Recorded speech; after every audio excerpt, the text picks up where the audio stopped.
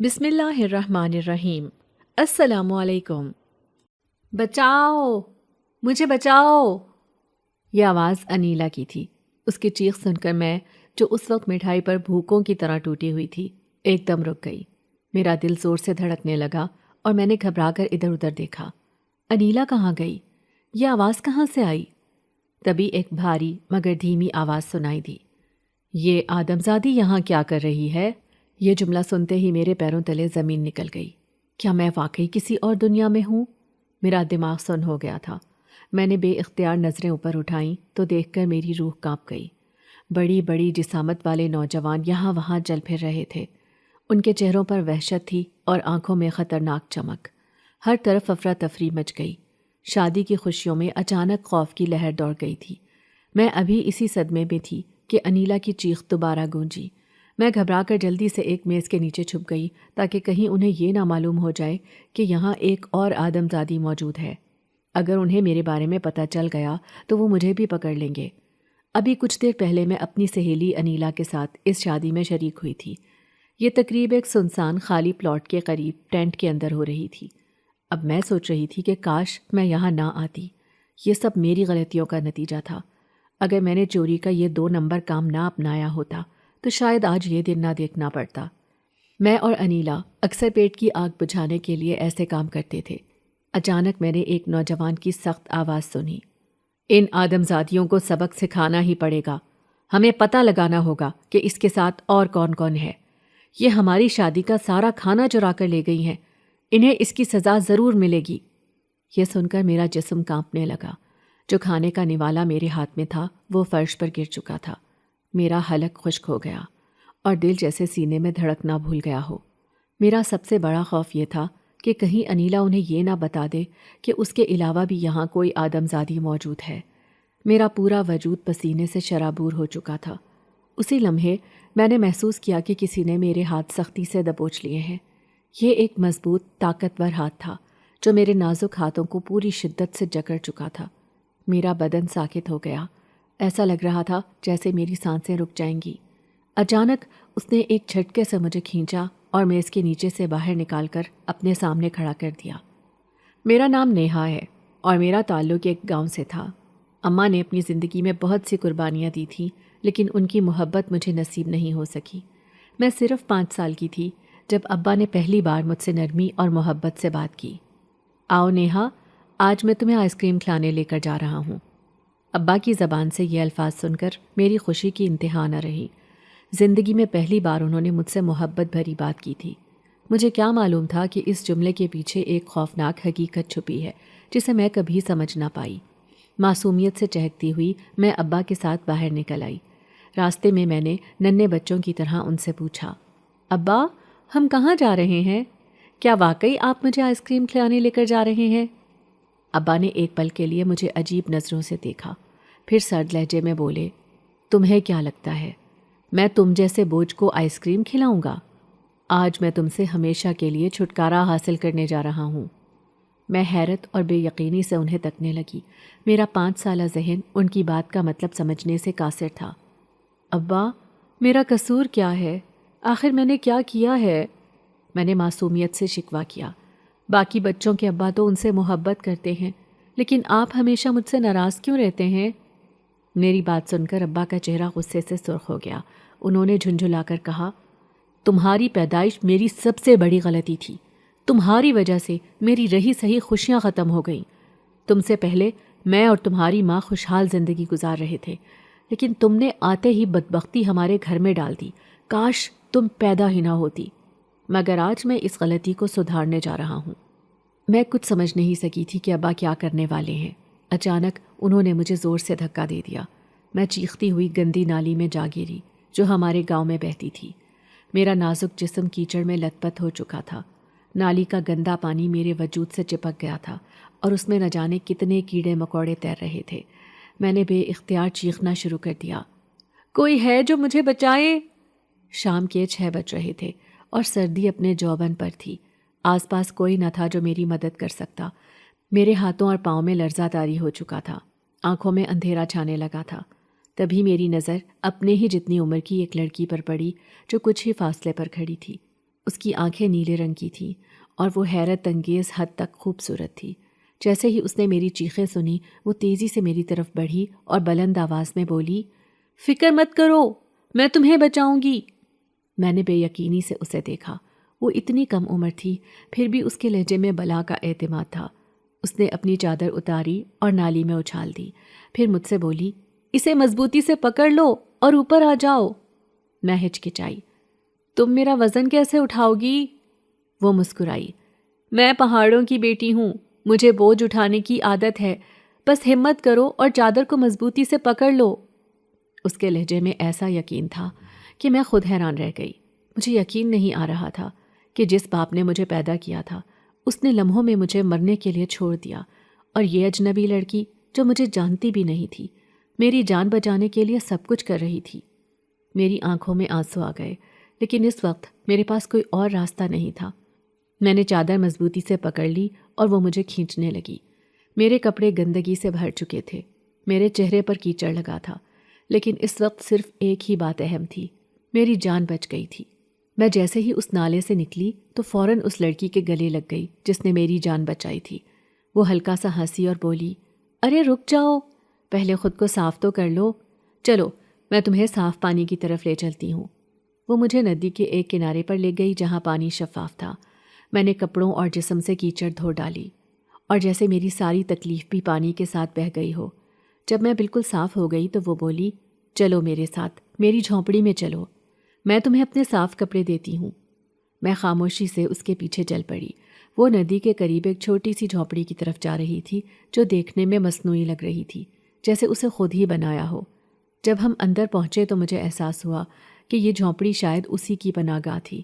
ہم نے باتیں شروع کیں اور یوں ہماری دوستی کا آغاز ہوا۔ میں نے اس سے پوچھا، تمہارا نام کیا ہے؟ وہ مسکرا کر بولی، انیلا۔ اس کا نام بھی اس کی طرح حسین تھا۔ میں نے مزید پوچھا، انیلا، تمہارے گھر والے کہاں ہیں؟ کیا تم اکیلی رہتی ہو؟ یہ سنتے ہی اس کی آنکھوں میں آنسو بھر آئے۔ وہ بولی، میری ماں اور باپ ایک سیلاب میں بہہ گئے تھے۔ میری ماں نے آخری وقت میں مجھے چھت پر بٹھا دیا تھا، جس کی وجہ سے میری جان تو بچ گئی، لیکن میں ہمیشہ کے لیے اکیلی رہ گئی۔ کوئی نہیں تھا جو مجھے سہارا دیتا، اور تب سے میں خود ہی جینے کی کوشش کر رہی ہوں۔ 3 سال سے میں اکیلی ہوں۔ اس کی باتیں سن کر میرے دل میں ایک ٹیس اٹھی، میرے آنسو بے اختیار بہنے لگے۔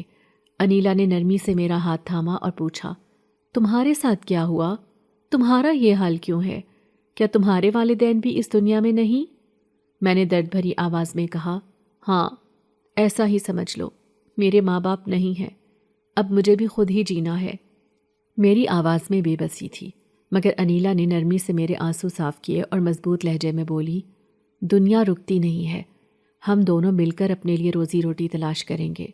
میں نے حیرانی سے پوچھا، تم کیا کرتی ہو؟ اس نے شانے اچکائے، میں روزانہ صبح کھانے کی تلاش میں نکل جاتی ہوں۔ ایک جگہ ہے جہاں لوگ کھانا ضائع کر دیتے ہیں، جو کچھ صاف ستھرا ملتا ہے میں کھا لیتی ہوں، بس زندہ رہنے کے لیے اتنا کافی ہے۔ اور یہ جھونپڑی، یہ اب تمہاری بھی ہے۔ میں اس کی بات سن کر مسکرا دی۔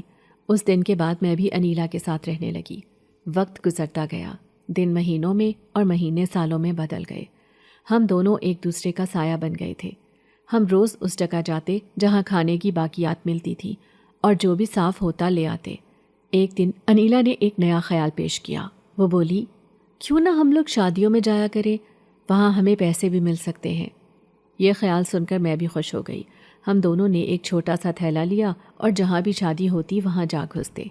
کسی کو خبر بھی نہ ہوتی کہ ہم کون ہیں۔ جیسے ہی پیسوں کی بارش ہوتی ہم تیزی سے تھیلے میں پیسے جمع کر لیتے اور فرار ہو جاتے۔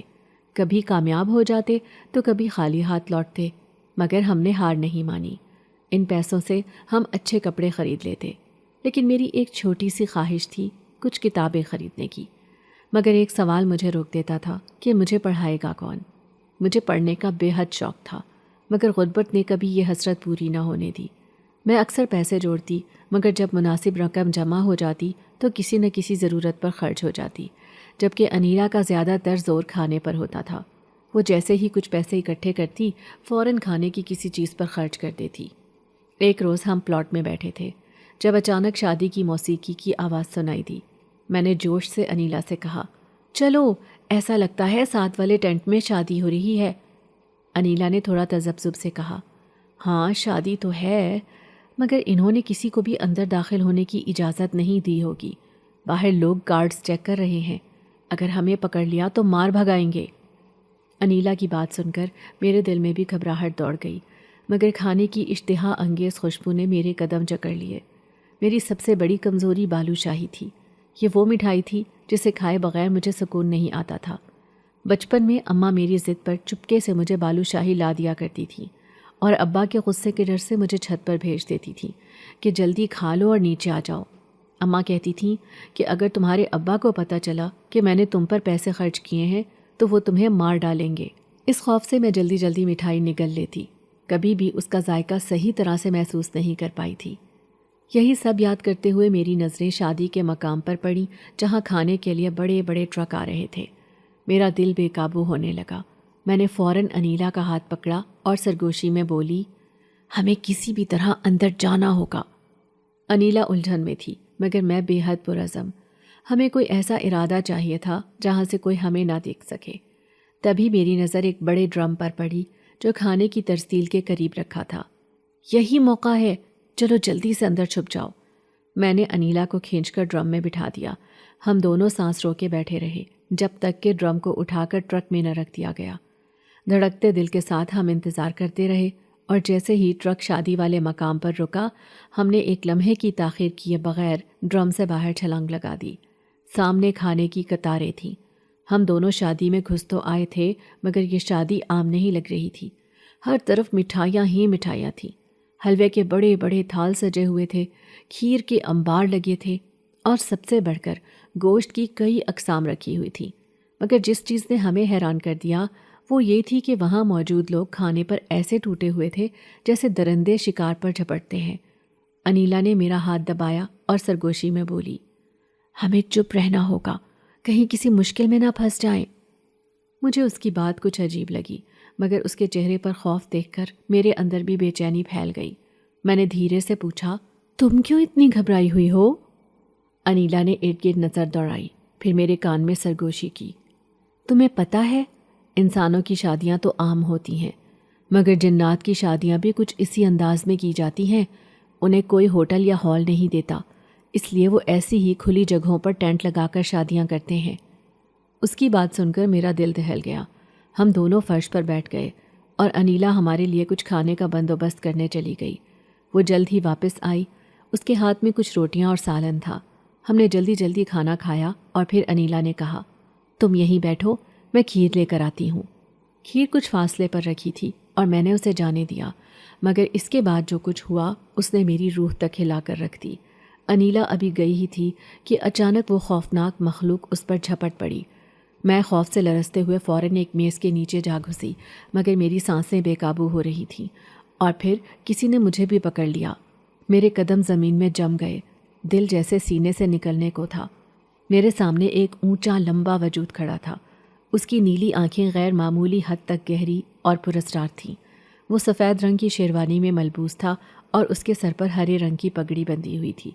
میں نے کبھی ایسا کوئی شخص نہیں دیکھا تھا، یا شاید وہ انسان تھا ہی نہیں۔ لڑکی، تم یہاں کیا کر رہی ہو؟ اس کی بھاری اور گونددار آواز میرے کانوں میں گونجی۔ وہ میرے قریب آیا، نظریں میری آنکھوں میں گاڑ دیں، اور پھر دھیمی مگر سخت آواز میں بولا، تم تو ایک آدم زادی ہو، یعنی تمہیں یہاں نہیں ہونا چاہیے تھا۔ پتہ ہے نا ہماری بارات میں آنے والوں کے ساتھ کیا ہوتا ہے؟ اب تم بھی ہماری پکڑ میں آ چکی ہو۔ میرے پورے جسم میں سردی کی ایک لہر دوڑ گئی۔ میں سانس تک لینا بھول چکی تھی۔ اس کی بات پر میرے رونگٹے کھڑے ہو گئے۔ میں نے جھٹ سے کہا، اس لڑکی کو چھوڑ دو، وہ میری ساتھی ہے۔ ہم دونوں غلطی سے یہاں آ گئے تھے، ہم فوراً واپس چلے جائیں گے، بس ہمیں جانے دو۔ میری گھبراہٹ دیکھ کر جیسے اسے سکون مل رہا تھا، اس کے چہرے پر ایک عجیب سی مسکراہٹ ابھری۔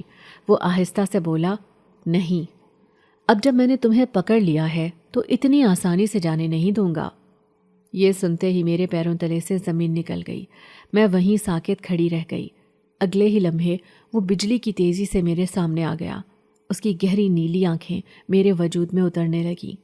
دیکھو، میں کوئی عام انسان نہیں ہوں، نہ ہی تمہاری طرح آدم زاد۔ میں جنزادہ ہوں اور میں تمہیں یوں آسانی سے چھوڑنے والا نہیں. اب تم میرے قبضے میں ہو. اس کی بات نے میری روح تک ہلا کر رکھ دی. مجھے لگا شاید میں نے کچھ غلط سن لیا ہے. میں نے بے اختیار ہاتھ جوڑے اور التجا کی. میری سہیلی کو چھوڑ دو، ہمیں بھی یہاں سے جانے دو. ہم کسی کو کچھ نہیں بتائیں گے. کیا تم واقعی جنات ہو؟ میں وعدہ کرتی ہوں کہ کسی سے کچھ نہیں کہوں گی. میں نے سوچا شاید وہ اس ڈر سے ہمیں جانے نہیں دے رہا کہ ہم کسی کو بتا دیں گے، مگر اس کی اگلی بات نے میرے دماغ کو سن کر دیا. تمہیں تو میں نہیں چھوڑوں گا. ہاں، تمہاری سہیلی کو نقصان پہنچنے سے بچا سکتا ہوں اور اسے آزاد کر سکتا ہوں، لیکن ایک شرط پر. میں گھبرا کر پیچھے ہٹی. کیسی شرط؟ وہ معنی خیز مسکراہٹ کے ساتھ بولا. تمہیں ہمیشہ کے لیے میرے ساتھ رہنا ہوگا، مجھ سے شادی کرنا ہوگی. یہ سنتے ہی میری سانس رک گئی، جیسے وقت تھم سا گیا ہو. میں نے بے یقینی سے اس کی طرف دیکھا. کیا یہ حقیقت میں ہو رہا ہے؟ مجھے لگا جیسے میں کوئی خوفناک خواب دیکھ رہی ہوں. میں نے جلدی سے کہا، تم انیلا سے شادی کر لو، اسے لے کر کہیں دور چلے جاؤ. اس کے خواب ہمیشہ یہی تھے، لیکن میں نے کبھی ایسے خواب نہیں دیکھے، نہ ہی میں نے کبھی کسی جنزاد سے شادی کرنے کا سوچا. میں اپنی زندگی میں خوش ہوں، مجھے کسی کی ضرورت نہیں. وہ طنزیہ ہنسا. کتنی بے وقوف لڑکی ہو تم. میں جنزادہ ہوں. میں تمہیں دنیا کی ہر آسائش دوں گا، تمہیں شہزادی بنا کر رکھوں گا، تمہارا ہر خواب پورا ہوگا، پھر بھی تم انکار کر رہی ہو. اس کی آنکھوں میں ایک جنون سا چمکنے لگا. میرا دل تم پر آ گیا ہے، میں تمہیں نہیں چھوڑوں گا. ہاں، اگر تم چاہو تو تمہاری سہیلی کو بچا سکتا ہوں، اس سے پہلے کہ میرے ابا حضور اسے کوئی سخت سزا دیں. یہ سنتے ہی میرے چہرے کا رنگ اڑ گیا. میرے کانوں میں انیلا کی گھٹی گھٹی چیخیں گونجنے لگیں. میں نے جلدی سے مڑ کر دیکھا. کسی خوفناک جنزادے نے انیلا کے وجود کو دبوچ رکھا تھا. اس کی آنکھوں میں ایک وحشیانہ چمک تھی، جیسے وہ کسی بھی لمحے اسے چیر پھاڑ دے گا. میری روح کانپ گئی. میں فوراً اس جنزادے کے قدموں میں گر گئی. ایسا مت کرو، اسے روک لو، وہ مر جائے گی. اس نے ہمیشہ میرا ساتھ دیا ہے، میں کیسے اسے مصیبت میں چھوڑ سکتی ہوں؟ اگر میں نے اس کا ساتھ نہ دیا تو پھر میں کیسی سہیلی ہوئی؟ میری بات سنتے ہی جنزادے کے چہرے پر بلا کا سکون آ گیا. کہنے لگا، یہ تمہارا اپنا فیصلہ ہے. اگر تم چاہتی ہو کہ میں تمہاری سہیلی کو بچا لوں تو پھر تمہیں میرے ساتھ رہنے پر تیار ہونا ہوگا. میرے پاس اور کوئی راستہ نہیں تھا. میں نے بے بسی سے اس کی طرف دیکھا اور لرزتی آواز میں کہا، ٹھیک ہے، میں تمہارے ساتھ رہنے کے لیے تیار ہوں، میں تم سے شادی کروں گی. یہ کہتے ہوئے جیسے میرے اندر کی جان نکل گئی. اچانک میری آنکھوں کے سامنے اندھیرا چھا گیا اور میں ہوش و حواس کھو بیٹھی. جب میں نے دوبارہ آنکھیں کھولیں تو خود کو ایک تنگ و تاریک کوٹری میں پایا. پسینے میں بھیگی ہوئی میری سانسیں بے ترتیب تھیں. مجھے کچھ سمجھ نہیں آ رہا تھا کہ میں کہاں ہوں. پھر مجھے کچھ آوازیں سنائی دیں. کوئی کسی سے کہہ رہا تھا، اب تم یہاں سے جا سکتی ہو، دلہن کا بندوبست ہو چکا ہے، میں اب اس سے شادی کروں گا. یہ سنتے ہی میرے رونگٹے کھڑے ہو گئے. کچھ دیر بعد روشنی کی ہلکی سی لکیر نمودار ہوئی اور وہ جنزادہ میرے سامنے کھڑا مسکرا رہا تھا. اس نے نرمی سے میرا ہاتھ تھاما اور بولا، اب تمہیں دلہن کے بھیس میں اس جگہ پر رہنا ہوگا. جلد ہی کچھ جنزادیاں تمہیں لینے آئیں گی اور تمہیں وہی کرنا ہوگا جو وہ کہیں گی. اور ہاں، یہ مت سمجھنا کہ میں تم پر نظر نہیں رکھ رہا. اگر تم بھاگنے کی کوشش کرو گی تو یاد رکھو، تمہاری سہیلی کو میں پھر سے اپنے شکنجے میں لے آؤں گا. انیلا، مجھے اس کا خیال آیا. میں نے جلدی سے سوال کیا، انیلا کہاں ہے؟ وہ ٹھیک تو ہے؟ وہ ہلکا سا مسکرایا اور بولا، ہم نے اسے چھوڑ دیا ہے، وہ واپس چلی گئی ہے، لیکن تم اب ہمارے قبضے میں ہو. یہ سنتے ہی میرے وجود میں خوف کی لہر دوڑ گئی. جنزادہ جیسے ہی وہاں سے ہٹا، میں نے دیکھا کہ میرے قریب ایک سرخ چنری رکھی ہوئی تھی. میں نے کانپتے ہاتھوں سے اسے اوڑھ لیا اور صوفے نما کسی چیز پر جا بیٹھی. لیکن جیسے ہی میں بیٹھی، مجھے لگا جیسے میں ہوا میں معلق ہو گئی ہوں. کچھ ہی لمحوں بعد سفید لباس میں ملبوس 3 جنزادیاں میرے پاس آئیں. وہ مجھے سہارا دے کر اٹھانے لگیں. میں نے حیرت سے ان کی باتیں سننے کی کوشش کی. ان میں سے ایک کہہ رہی تھی، بیچاری، نہ جانے ایسی کیا مجبوری بنی کہ یہ ایک جنزادے سے شادی کے لیے تیار ہو گئی. اسے نہیں معلوم جنزادہ بہت ظالم ہے. یہ سن کر میرا دل دھڑکنے لگا. میں نے بے اختیار انہیں روکنے کی کوشش کی. رکو، میری بات سنو. وہ چونکی اور ایک جنزادی نے پوچھا، کیا ہوا؟ سب ٹھیک تو ہے؟ میں نے بہانہ بنایا۔ مجھے پانی چاہیے، کیا تم لا سکتی ہو؟ ان میں سے ایک پانی لینے چلی گئی۔ اب میرے پاس موقع تھا۔ میں نے جلدی سے باقی 2 جنزادیوں سے کہا، مجھے واش روم جانا ہے، کچھ انتظام کرو۔ وہ بھی میری بات مان کر چلی گئیں اور یوں میرے پاس فرار کا راستہ بن گیا۔ میرا دل زور زور سے دھڑک رہا تھا۔ میں نے دل ہی دل میں کچھ پڑھا اور دبے قدموں وہاں سے بھاگنے لگی، لیکن اس سے پہلے کہ میں دروازے تک پہنچتی، اچانک ایک تیز ہوا نے مجھے اپنی گرفت میں لے لیا۔ یہ کیا تھا؟ میرا وجود جیسے ہوا میں معلق ہو گیا۔ ایک گرم سی لپٹ میرے ارد گرد لپٹی جا رہی تھی۔ میں نے چیخنے کی کوشش کی، کوئی ہے؟ مجھے بچاؤ! لیکن اگلے ہی پل ایک خوفناک آواز میرے کانوں میں گونجی، تمہاری ہمت کیسے ہوئی یہاں سے بھاگنے کی؟ تم پر پہلی نظر میری پڑ چکی ہے، تمہیں اتنی آسانی سے خود سے دور جانے نہیں دوں گا۔ یہ سن کر میرے وجود میں سنسنی سی دوڑ گئی۔ میں کانپتی آواز میں بولی، مجھے معاف کر دو، میں بھاگنے والی نہیں تھی، میں تم سے شادی کروں گی، بس مجھے چھوڑ دو۔ لیکن اس نے میری بات انسنی کر دی۔ میں نے محسوس کیا کہ کسی نے میرے بالوں کو اپنی گرفت میں لے لیا ہے، یوں جیسے وہ میرے سر سے الگ کیے جا رہے ہوں۔ میری سانس رکنے لگی اور پھر میں ایک زوردار جھٹکے کے ساتھ دوبارہ اسی تاریک کوٹری میں جا گری۔ ابھی میں خود کو سنبھالنے کی کوشش کر رہی تھی کہ جنزادہ دھاڑتا ہوا بولا، اس پر سخت پہرا رکھو، اب یہ کہیں نہیں جائے گی۔ اس کے جاتے ہی میں نے جنزادیوں کے سامنے ہاتھ جوڑ دیے، مجھے چھوڑ دو، میں یہاں غلطی سے آ گئی تھی، مجھے واپس جانا ہے۔ لیکن انہوں نے افسوس سے سر ہلایا، اب تمہیں کوئی نہیں بچا سکتا، تم نے اپنی شامت خود بلائی ہے۔ یہ سن کر میری آنکھوں سے آنسو بہنے لگے۔ مجھے لگا جیسے اب میری قسمت ہمیشہ کے لیے بدل چکی ہے اور مجھے اس بھیانک حقیقت کو قبول کرنا ہوگا۔ مجھے لگا شاید آج آیت الکرسی پڑھنے سے کچھ فرق پڑے اور میں ہمیشہ کے لیے ان سے چھٹکارا حاصل کر سکوں، مگر ایسا نہیں ہوا۔ اب تو مجھے بھی یقین ہو چکا تھا کہ جنزادہ خفیہ طریقے سے مجھے دلہن بنا کر مجھ سے نکاح کرنا چاہتا ہے۔ اگر ان میں سے کسی کو ذرا سا بھی شک ہو جاتا کہ میں ایک آدم زادی ہوں تو وہ فوراً یہ نکاح چھوڑ دیتے اور یوں میں ان کے چنگل سے بچ نکلتی۔ لیکن میں نے فیصلہ کر دیا تھا، نکاح سے پہلے میں اپنے آپ کو خود ان کے سامنے لے آؤں گی تاکہ سب کو معلوم ہو جائے کہ میں ایک آدم زادی ہوں۔ چند جنزادیاں مجھے ہال میں لے کر آئیں اور سنہرے رنگ کے تخت پر بٹھا دیا۔ کچھ ہی لمحوں بعد ایک بھیانک آواز میرے کانوں میں گونجی، جیسے کوئی درندہ دھاڑ رہا ہو۔ یہ جنزادے کے ابا حضور تھے جو اس سے پوچھ رہے تھے، بتاؤ جنزادی تیار ہے نا؟ تم نے اسے سمجھا دیا ہے نا کہ وہ جنات کی بہو بننے جا رہی ہے؟ جنزادے نے جوش سے جواب دیا، ہاں سب کچھ تیار ہے۔ ابا حضور نے حکم دیا، نکاح کے انتظامات کرو۔ لیکن تبھی ایک بھاری روبدار آواز گونجی، نہیں، اس نکاح سے پہلے التمش کی رضامندی ضروری ہے، اس کے بغیر نکاح نہیں ہو سکتا۔ یہ آواز جنزادے کے ابا حضور کی تھی۔ یہ سنتے ہی جنزادہ آگ بگولا ہو گیا۔ التمش کبھی بھی اس نکاح کے لیے راضی نہیں ہوگا، وہ نہیں چاہے گا کہ میں اس کی دلہن سے شادی کر لوں، اس لیے وہ تو ہمیشہ انکار ہی کرے گا۔ جنزادے کے ابا حضور نے کہا، نہیں، جب تک تمہارا بڑا بھائی ہاں نہیں کہتا یہ نکاح نہیں ہو سکتا۔ میرے دل کا بوجھ کچھ ہلکا ہو گیا۔ میں دل ہی دل میں دعا کر رہی تھی کہ جو بھی ہو وہ اس ظالم جنزادے سے بہتر ہو جو یہ زبردستی شادی کرنا چاہتا ہے۔ لیکن پھر اچانک جنزادے نے ابا حضور سے کہا، میں نے اس سے رضامندی لے لی ہے، وہ بیمار ہے اسی لیے نکاح میں شامل نہیں ہو سکتا، لیکن اگر آپ کو یقین نہیں آ رہا تو یہ دیکھیں۔ اگلے ہی لمحے ایک ریکارڈنگ چلائی گئی، اس میں واضح طور پر التمش کی آواز سنائی دی جو اس نکاح کے لیے ہاں کہہ رہا تھا۔ میری آخری امید بھی دم توڑ چکی تھی، اب کچھ نہیں ہو سکتا تھا۔ میرے پاس اب بس ایک ہی راستہ تھا، میں وہی کروں گی جو میں نے سوچا تھا۔ میں نے تیزی سے اپنی چادر ہٹانے کی کوشش کی، لیکن اگلے ہی پل کسی نے میری کلائی سختی سے دبوچ لی۔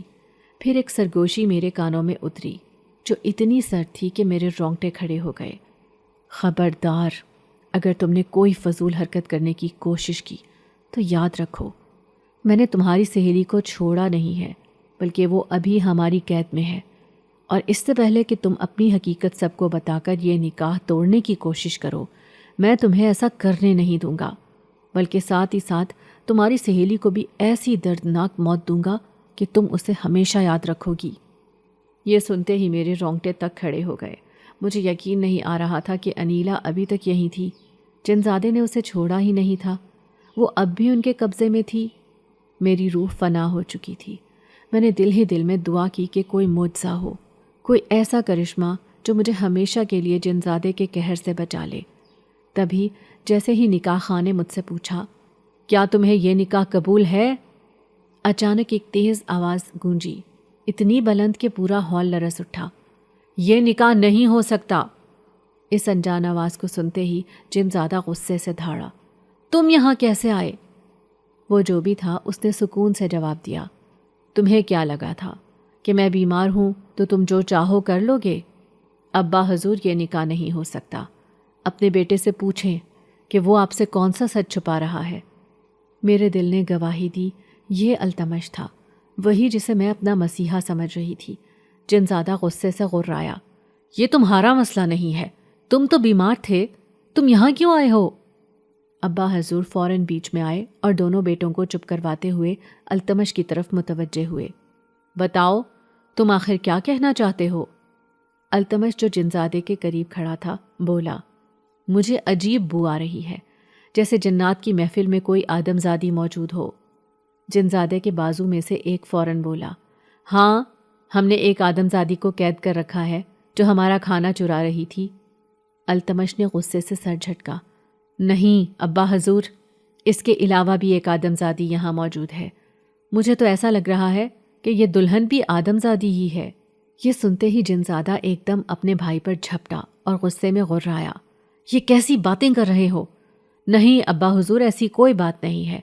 یہ نکاح صرف اس لیے ہو رہا ہے کیونکہ جنزادی نے التمش سے شادی سے انکار کر دیا تھا اور آپ نے فیصلہ کیا تھا کہ میں اس جنزادی سے شادی کروں۔ التمش جھوٹ بول رہا ہے۔ لیکن ابا حضور کو شک ہو چکا تھا۔ تبھی ایک گرجدار آواز گونجی، اچھا، اگر ایسا ہی ہے تو اس لڑکی پر سے پردہ ہٹایا جائے، ہمیں دکھایا جائے کہ یہ کون ہے۔ یہ سنتے ہی میرا دل تیزی سے دھڑکنے لگا۔ ایک طرف مجھے سکون ملا کہ شاید اس نکاح سے نجات مل جائے، لیکن دوسری طرف خوف کا احساس میرے وجود میں سرایت کر گیا۔ اگر میری حقیقت سب کے سامنے آ گئی تو یہ لوگ تو مجھے قید میں ڈال دیں گے، لیکن میں تیار تھی۔ یہ قید مجھے قبول تھی۔ ساری زندگی ایک جنزادے کی بیوی بن کر رہنے سے کہیں بہتر تھا کہ میں قید ہو جاؤں۔ یہی سوچ رہی تھی کہ اچانک کوئی میرے قریب آیا۔ اگلے ہی لمحے میرے اوپر سے چادر ہٹا دی گئی۔ میرا دل زور زور سے دھڑکنے لگا۔ میں نے خوف سے اپنی آنکھیں بند کر لیں جب اچانک ایک آواز میرے کانوں میں گونجی، اے لڑکی، تو یہاں کیا کر رہی ہے؟ یہ آواز ابا حضور کی تھی جن کے دونوں طرف ان کے بیٹے کھڑے تھے۔ میں ابھی سنبھل بھی نہ پائی تھی کہ اچانک جنزادہ میرے قریب آیا۔ اس کی نظریں میرے چہرے پر جمی ہوئی تھی۔ وہ وحشیانہ مسکراہٹ کے ساتھ بولا، میں اس سے نکاح کروں گا، میرا دل اس پر آ گیا ہے۔ یہ آدمزادی ہے تو کیا ہوا؟ میں خوف کے مارے کانپ گئی، لیکن اس سے پہلے کہ میں کچھ کہتی التمش میدان میں آ گیا۔ اس کی آواز میں سختی اور جلال تھا، تم کسی بھی آدمزاد لڑکی کو اپنا کھلونا نہیں بنا سکتے۔ یہ ایک مظلوم لڑکی ہے، تم اس کے ساتھ زبردستی نہیں کر سکتے۔ التمش میرا دفاع کر رہا تھا اور میں گھبراہٹ کے مارے اس کے قریب جا کھڑی ہوئی۔ میں بے اختیار اس کے پیچھے چھپ گئی جیسے وہی میرا واحد سہارا ہو۔ التمش نے نرمی سے کہا، فکر مت کرو، میں تمہیں اس درندے سے بچا کر رہوں گا۔ اس کی بات نے میرے دل کو تسلی دی۔ میں نے ہمت کر کے اسے سب کچھ بتا دیا کہ انیلا بھی ان کی قید میں ہے اور اگر ہم نے جلدی کچھ نہ کیا تو وہ لوگ اسے ختم کر دیں گے۔ لیکن اس سے پہلے کہ التمش کچھ کہتا، اچانک کسی چیز نے مجھ پر وار کیا اور میری آنکھوں کے آگے اندھیرا چھا گیا۔ جب مجھے ہوش آیا تو میں ایک سنسان اور ویران جگہ پر پڑی تھی۔ چاروں طرف خاموشی تھی۔ سامنے ایک جھونپڑی سی بنی ہوئی تھی، لیکن مجھے یہ معلوم نہیں تھا کہ میں کہاں ہوں۔ گھبراہٹ میں نے زور زور سے چلانا شروع کر دیا، میں کہاں ہوں؟ مجھے کہاں لے آئے ہو؟ تبھی قریب سے پانی گرنے کی آواز آئی۔ میں نے فوراً نظر دوڑائی تو دیکھا کہ کوئی شخص نلکے سے ہاتھ منہ دھو رہا تھا۔ جب میں نے غور سے دیکھا تو میری آنکھیں حیرت سے پھیل گئیں۔ التمش!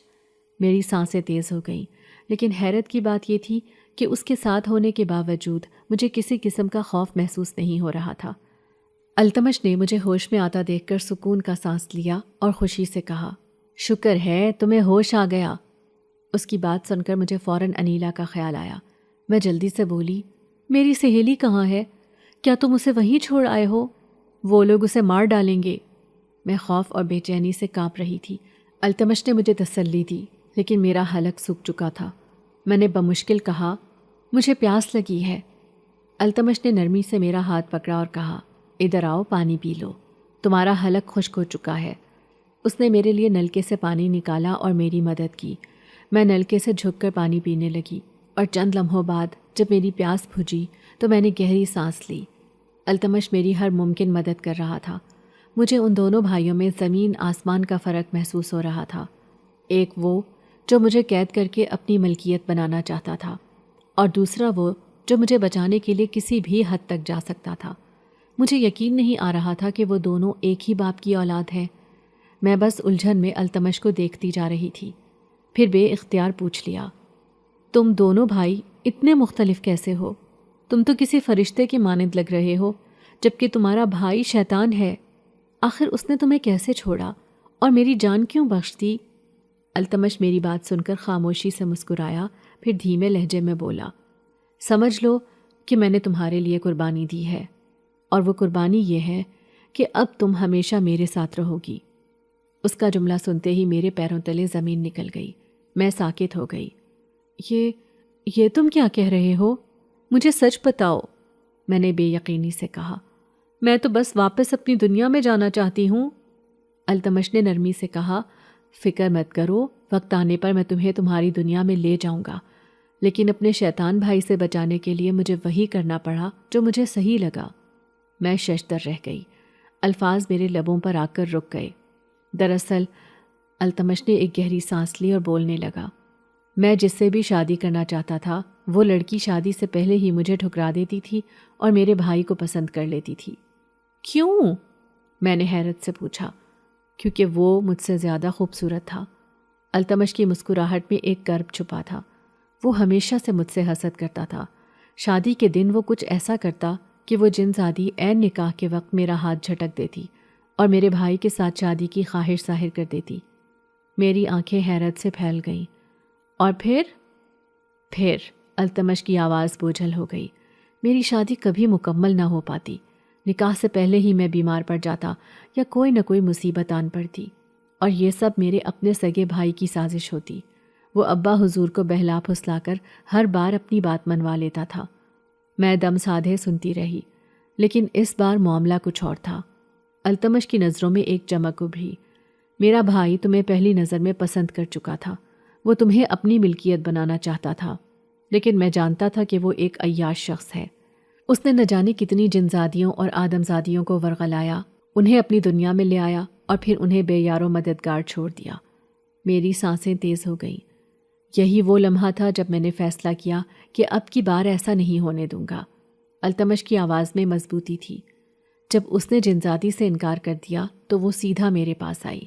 میں سب سمجھ چکا تھا کہ وہ اب تمہیں نشانہ بنانے والا تھا۔ میں دم بخود اسے دیکھ رہی تھی۔ اس نے کہا، میں تمہیں بچانا چاہتا تھا، التمش نے نرمی سے کہا، کیونکہ میں تمہاری بربادی نہیں دیکھ سکتا تھا۔ میں نے فوراً التمش سے پوچھا، آخر اس بار ایسا کیسے ہوا کہ اس نے مجھے بخش دیا اور جانے دیا؟ التمش نے ایک گہری سانس لی اور بولا، کیونکہ اس بار میں نے اسے وہ غلطی نہیں کرنے دی جو وہ ہمیشہ کرتا تھا۔ ہر بار اس کا نکاح جنزادیوں کے ساتھ ہو جاتا۔ جیسے ہی نکاح مکمل ہوتا، اس کی وہ ساری طاقتیں مجھ پر سے ختم ہو جاتی اور میں بالکل ٹھیک ہو جاتا۔ لیکن اس بار جنزادی نے مجھے ساری سچائی پہلے ہی بتا دی تھی۔ وہ لمحے بھر کو رکا، پھر سنجیدگی سے بولا، لیکن ابھی بھی وہ تمہارا پیچھا اتنی آسانی سے نہیں چھوڑے گا، اسی لیے جیسے ہی اس نے تم پر حملہ کیا میں تمہیں یہاں لے آیا تاکہ تمہیں محفوظ رکھ سکوں۔ التمش کی بات سن کر میرے ذہن میں ایک جھماکا ہوا اور میں نے گھبرا کر پوچھا، اور میری سہیلی انیلا، وہ کہاں ہے؟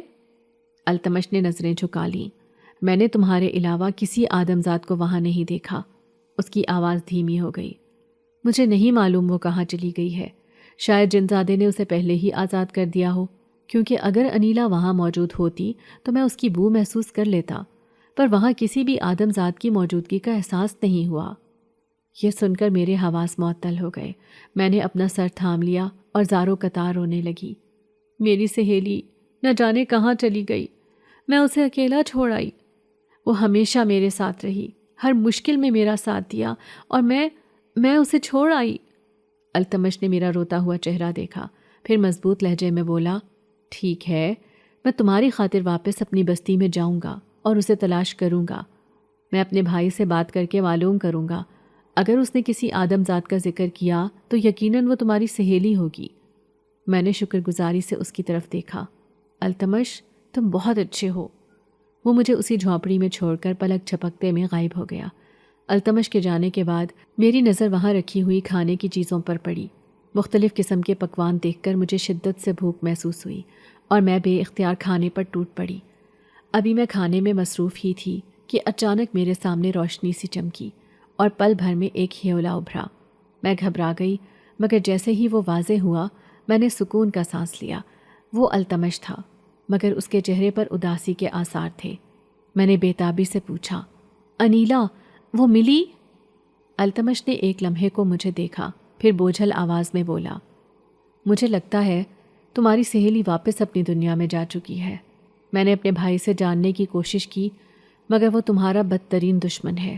اس کے سامنے تمہارا ذکر بھی نہیں کر سکتا تھا، کیونکہ اسے یہی لگ رہا ہے کہ جب اس نے تم پر حملہ کیا تو تم وہیں ختم ہو چکی تھی اور تمہاری لاش کو جنات نے نوچ لیا۔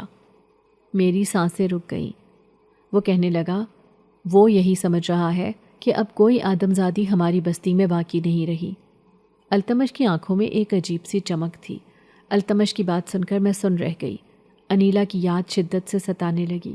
نہ جانے وہ کس حال میں ہوگی، شاید وہ بھی مجھے تلاش کر رہی ہوگی۔ میں نے بے قرار ہو کر التمش سے کہا، تم ایسا کرو، مجھے میری بستی میں واپس چھوڑ دو۔ التمش نے نفی میں سر ہلا دیا، ابھی نہیں، فی الحال میں تمہیں اس علاقے میں نہیں چھوڑ سکتا، کیونکہ ہمارے علاقے کے جنات ابھی بھی وہاں موجود ہیں۔ اگر میرے بھائی کی نظر کسی طرح تم پر پڑ گئی تو وہ پھر تمہارے پیچھے پڑ جائے گا۔ اس کی بات میں وزن تھا، میری جان کو واقعی خطرہ تھا، مگر انیلا کا خیال مجھے بے چین کیے جا رہا تھا۔ میں انہی سوچوں میں گم تھی کہ اچانک التمش میرے قریب آیا۔ اس نے میرے دونوں بازو مضبوطی سے تھامے اور مجھے جھنجھوڑ کر بولا، تم فکر مت کرو، میں تمہارے ساتھ ہوں، بس 3-4 دن اور انتظار کر لو، اس کے بعد میں تمہیں تمہاری دنیا میں چھوڑ دوں گا۔ لیکن کیا؟ میں نے بے چینی سے اس کے چہرے کو دیکھا۔ وہ سر جھکا کر بولا، اس کے لیے تمہاری زندگی خطرے میں پڑ سکتی ہے، اور میں نہیں چاہتا کہ تم کسی بھی خطرے میں پڑو۔ میں حیران رہ گئی، یہ تم کیسی باتیں کر رہے ہو؟ میری زندگی کو کیا خطرہ ہو سکتا ہے؟ التمش نے گہری سانس لی اور نرمی سے کہا، جنات کا خطرہ، کیونکہ میں نے اپنے ابا حضور سے کہہ دیا ہے کہ میرا نکاح ہو چکا ہے، تاکہ وہ بار بار مجھ سے سوال نہ کریں۔ اب ہر طرف یہ بات پھیل چکی ہے کہ میں نے کسی سے نکاح کر لیا ہے، جبکہ میرا بھائی اس موقع کی تاک میں ہے کہ پتہ لگا سکے کہ آخر میں نے کس سے نکاح کیا ہے، حالانکہ سب کو یہی لگ رہا ہے کہ تم مر چکی ہو۔ یہ سن کر میرا غصہ آسمان کو چھونے لگا۔ میں نے الجھ کر کہا، التمش، تم نے یہ کیا کر دیا؟ سب کو جھوٹ کیوں بتایا؟ یہ تو سراسر دھوکا ہے، کیونکہ ایسا کچھ بھی نہیں ہوا۔ التمش نے نرمی سے کہا، یہ سب کچھ بہت ضروری تھا، لیکن تم فکر نہ کرو، ہمارا نکاح تھوڑی ہوا ہے، یہ تو بس ایک جھوٹ تھا جس کا سہارا لے کر میں تمہاری زندگی محفوظ رکھنا چاہتا تھا۔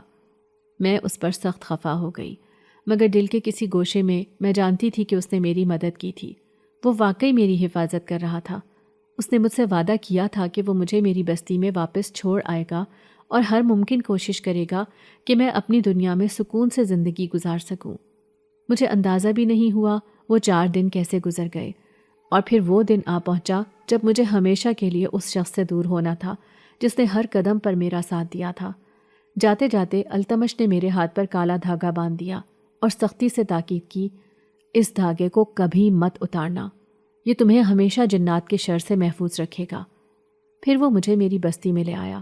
میرا دل کانپ رہا تھا، میں سب سے پہلے انیلا سے ملنا چاہتی تھی۔ جیسے ہی میں جھونپڑی میں داخل ہوئی، انیلا نے مجھے دیکھ کر حیرت سے آنکھیں پھیلا دیں۔ وہ دوڑتی ہوئی آئی اور مجھے گلے لگا لیا۔ تم کہاں چلی گئی تھی؟ وہ روتے ہوئے بولی، تمہیں معلوم ہے میں تو اپنی جان بچا کر وہاں سے بھاگ گئی تھی۔ جنزادے نے مجھے آزاد کر دیا تھا، میں نے ایک لمحے کے لیے بھی پیچھے مڑ کر نہیں دیکھا۔ مجھے لگا تھا کہ تم بھی وہاں سے نکل آئی ہوگی، مگر یہاں آ کر معلوم ہوا کہ تم تو وہیں رہ گئی تھی۔ وہ پھوٹ پھوٹ کر رو رہی تھی۔ اس دن سے میں بہت تڑپ رہی تھی، خود کو کوس رہی تھی کہ میں نے بہت بڑی غلطی کر دی جو تمہیں اپنے ساتھ نہیں لے کر آئی۔ میں نے اس کے آنسو صاف کیے اور اسے تسلی دی۔ تبھی اس کی نظر التمش پر پڑی۔ وہ اسے غور سے دیکھنے لگی، پھر حیرانی سے بولی، یہ کون ہے؟ میں نے کہا، یہ جنزادہ ہے۔ یہ سنتے ہی انیلا خوفزدہ ہو کر میرے قریب آ گئی۔ تم اسے کیوں ساتھ لے کر آئی ہو؟ انہوں نے تو ہمارے ساتھ اچھا سلوک نہیں کیا تھا۔ میں نے نرمی سے اسے ساری حقیقت بتائی۔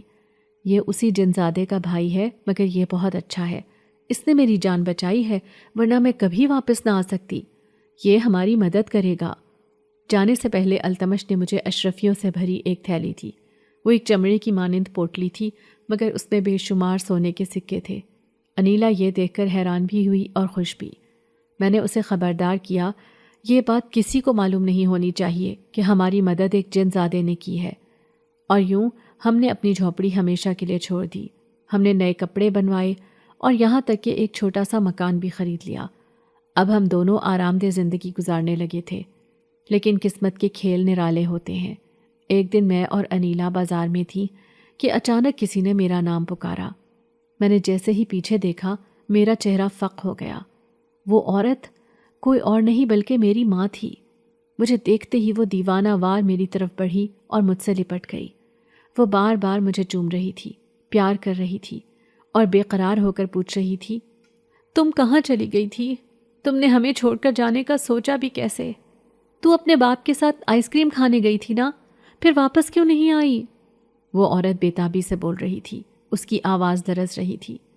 تیرے باپ نے مجھے بتایا تھا کہ تو ہمیں ہمیشہ کے لیے چھوڑ کر جا چکی ہے۔ یہ سنتے ہی میں جیسے زمین میں گڑ گئی تھی۔ میرے دماغ میں وہ پرانا منظر تازہ ہو گیا جب میں محض 5 سال کی تھی اور میرا باپ مجھے بے دردی سے نالی میں دھکا دے کر چلا گیا تھا۔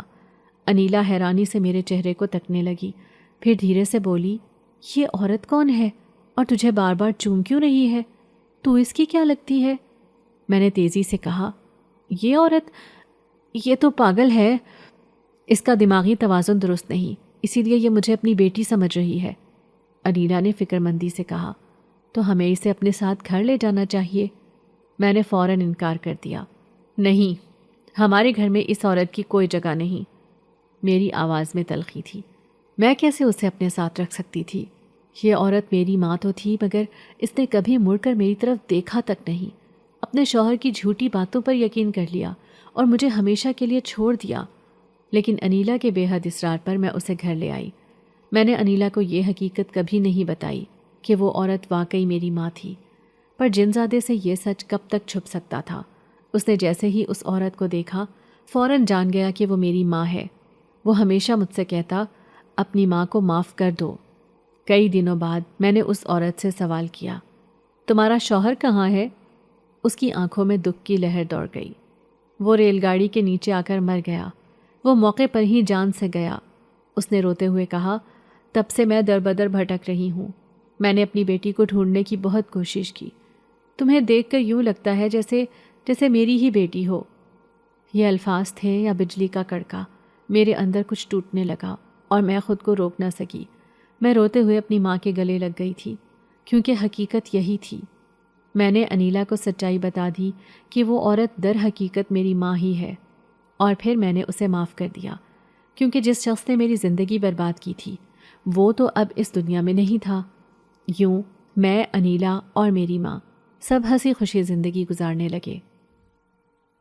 ہماری آج کی کہانی آپ کو کیسی لگی؟ کمنٹ کر کے ضرور بتائیے گا، اور ہمارے چینل کو لائک، سبسکرائب اور شیئر کرنا نہیں بھولیے گا۔ ساتھ ہی ساتھ بیل آئیکن کو بھی پریس کر دیجیے تاکہ ہماری ہر آنے والی نئی کہانی کا نوٹیفیکیشن آپ کو بر وقت مل سکے۔